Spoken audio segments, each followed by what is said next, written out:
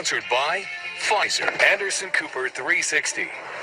Brought to you by Pfizer. ABC News Nightline. Brought to you by Pfizer. Making a difference. Brought to you by Pfizer. CNN Tonight. Brought to you by Pfizer. Early Start. Brought to you by Pfizer. Friday night on Aaron Burnett Out Front. Brought to you by Pfizer. This Week with George Stephanopoulos is brought to you by Pfizer. Today's countdown to the royal wedding is brought to you by Pfizer. And now a CBS Sports Update brought to you by Pfizer. Meet the Press Data Download. Brought to you by Pfizer. This portion of CBS This Morning sponsored by Pfizer. On how to find the hidden sugars in the American family diet. Sponsored by Pfizer. Bill Gates' advice on how to combat mistrust in science at 60minutesovertime.com. Sponsored by Pfizer. You really need to get vaccinated. You know, COVID vaccines are now available for children 5 years and older. And the more people who get them, the better we're going to be able to help stop the spread of COVID. Occasionally, mostly Savannah, for what the CDC is saying, the fit is better. If you get the surgical mask on and you put a cloth mask over, those areas around where some aerosol can get in are better fitting. So again, minimal, at least one mask, likely a double ply type of mask would be good. When you're in the middle of an outbreak, wearing a mask might make people feel a little bit better, and it might even block a droplet, but it's not providing the perfect protection that people think that it is. And often, there are unintended consequences. People keep fiddling with the mask and they keep touching their face. So in 2013, it was legalized in the United States to propagandize its citizens. What? Like, that's some scary third world stuff going on. That's the kind of stuff that people use to topple governments, to take away freedoms. Yes, you heard that right. Almost a decade ago, propaganda was legalized in the United States with the passage of the Smith-Mundt Modernization Act, which you've probably never heard of. The Smith-Mundt Modernization Act was buried in the 2012 National Defense Authorization Act for a good reason, because it repealed the 1948 Smith-Mundt Act, which authorized the State Department and the mainstream media to engage in propagandizing foreign countries, but it prohibited releasing that same propaganda in America for public consumption. This prohibition was lifted when the Smith-Mundt Modernization Act was signed into law by Obama. Very simply, Obama gave it a reboot in 2012. So, no matter how outrageous the propaganda may be, it's completely legal. Propaganda, in other words, a false narrative, for whatever specific purpose, is now much, much easier to perpetrate on the people. Due to the Smith-Mundt Modernization Act, which went into effect on July the 2nd of 2013, scripted and orchestrated propaganda can now be presented to the American public as factual news. They started warning pilots to stay away from a certain section of airspace over Alaska. The U.S. government was experimenting with a new breed of high-altitude electronic technology that was significantly altering the Alaskan airspace. The experiments continue to this day, and critics are warning that this project could have global effects that will destroy our planet.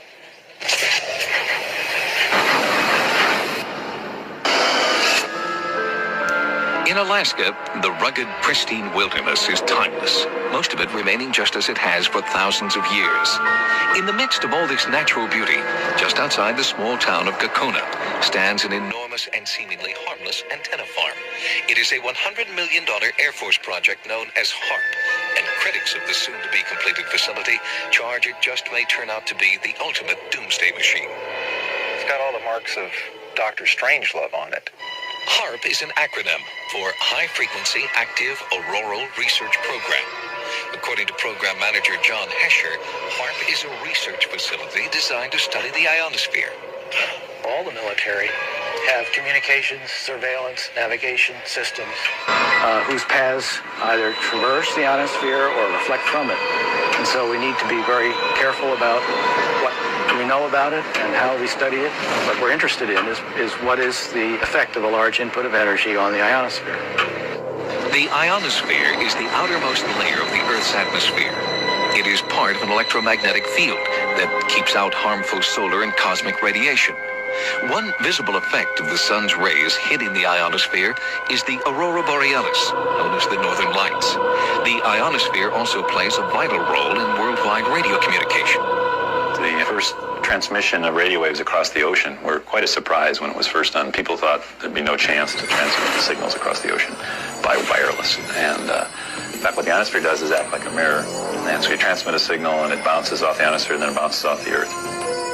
When HAARP is fully operational, it will transmit extremely powerful blasts of high-frequency radio waves directly up into the atmosphere, superheating the electrons that make up the ionosphere. This will cause them to disperse, effectively punching a hole. But not another dime.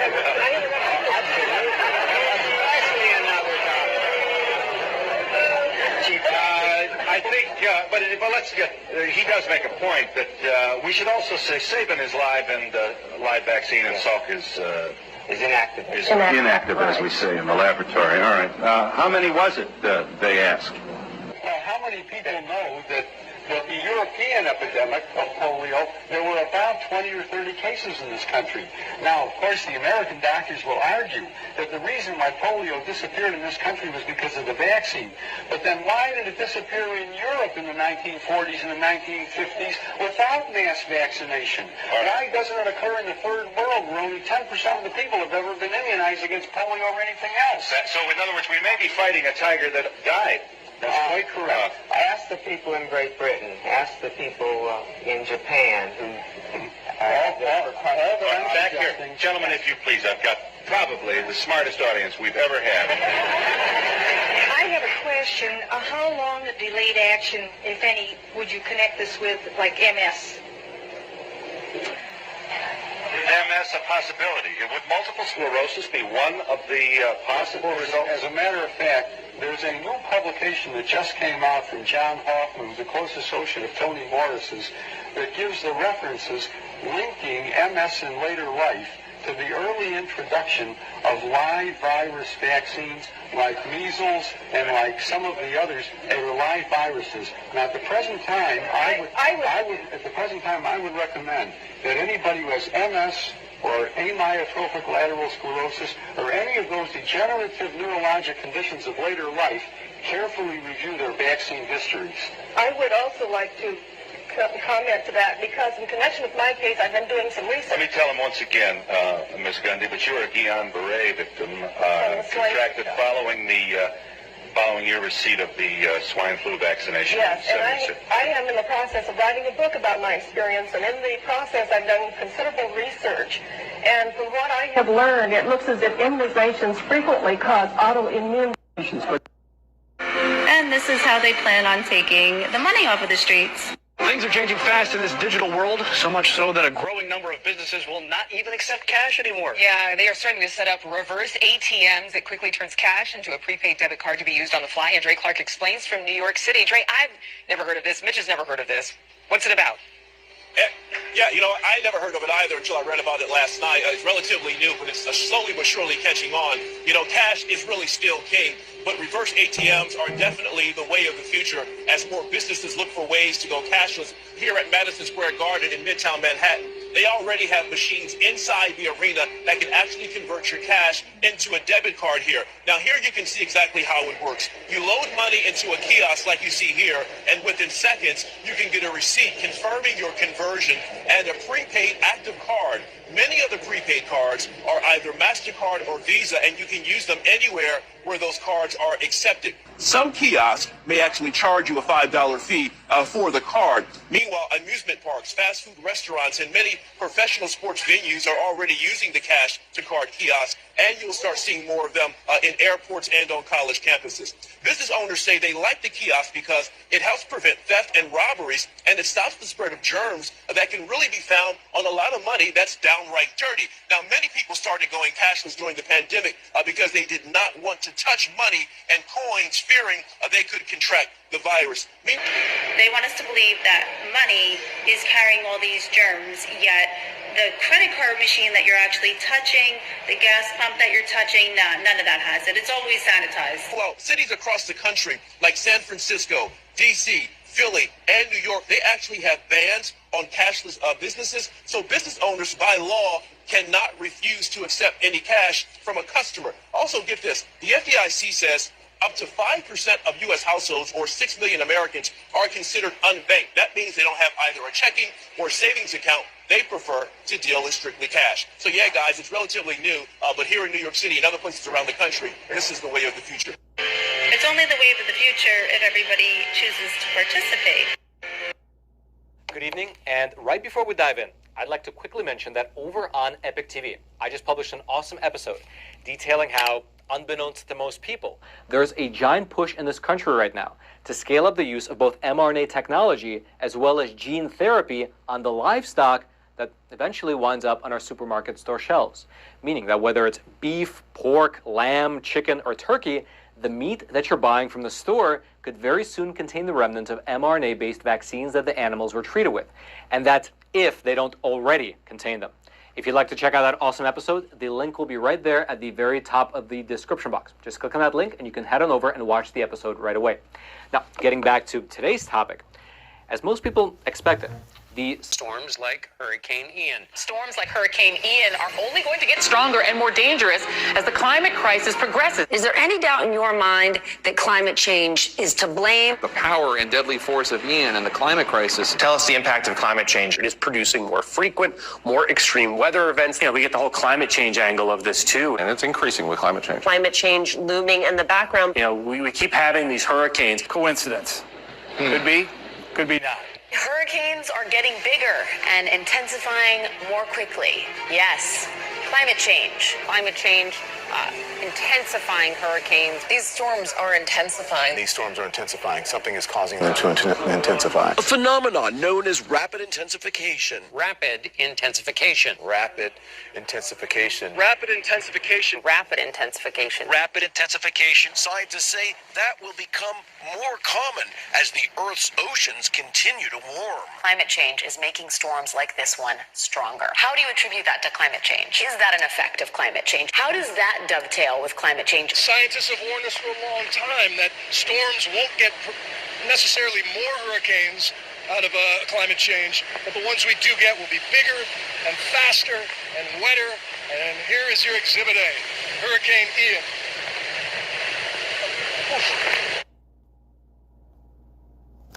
Swine flu epidemic may be coming. Swine flu shot? Well, I don't know. I've been thinking about it. It could make you very sick. Swine flu? Man, I'm too fast for that to catch me. You'll want to be protected. I'm the healthiest 55-year-old you ever seen. Hey, I play golf every weekend. Get a shot of protection. The swine flu shot. Joe brought it home from the office. He gave it to Betty and one of his kids, and to Betty's mother. But Betty's mother went back to California the next day. On her way to the airport, she gave it to a cab driver, a ticket agent, and one of the charming stewardesses. At school, Joe's kid gave it to some other kids, and Mrs. Merrill got it and gave it to her husband. In California, Betty's mother gave it to her best friend, Dottie. But Dottie had a heart condition and she died. But before she died, Dottie gave it to her girlfriend, the mailman, the paper boy, and the vet when she went to pick up her chihuahua. If a swine flu epidemic comes, this is how it could spread. You'll want to be protected, especially if you're elderly or chronically ill. Get a shot of protection. The swine flu shot. Extremist and QAnon-related forums. Sources say there's been a strong reaction to the raid on extremist and QAnon-related forums. Sources also telling ABC News there's been a strong reaction from some extreme groups online, including QAnon and other groups. There's been a strong reaction to the raid on extremist and QAnon-related forums, including those that were active before January 6th. including those that were active prior to January 6th, including those that were active prior to January 6th, Involved in the January 6th insurrection, including those that were active prior to the January 6th riot. Some have been calling for violence and even a civil war. Some of them include calls for violence and even a civil war. Some of them include calls for violence in online forums, and even civil war. This was the top comment on the search on the pro-Trump site McDonald last night. Quote, lock and load with references to a civil war. Talking very violently about civil war. Searches for civil war spiked. They're talking about civil war. Civil war. Civil war. Civil war. Civil war.